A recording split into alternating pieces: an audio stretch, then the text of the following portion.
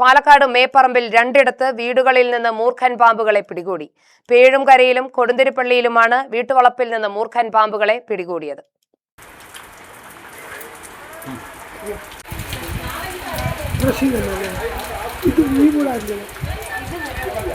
പേഴുംകരയിൽ സാമാന്യം വലിപ്പമുള്ള മൂർഖൻ പാമ്പാണ് പിടിയിലായത്.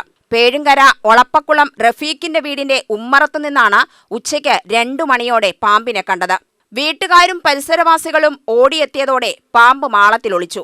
തുടർന്ന് വനം വകുപ്പ് സ്നേക്ക് ക്യാച്ചർ റിജാസ് എത്തിയാണ് പാമ്പിനെ പിടികൂടിയത്. കൊടുന്തിരപ്പള്ളി സ്വദേശി ജിഷ്ണുവിന്റെ വീട്ടുമുറ്റത്തു നിന്നും മൂർഖൻ പാമ്പിന്റെ കുട്ടിയെയാണ് കണ്ടെത്തിയത്.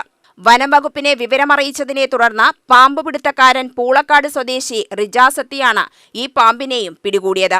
വീട്ടുമുറ്റത്തെ ചെടിച്ചട്ടിക്കടിയിലായിരുന്നു പാമ്പ്.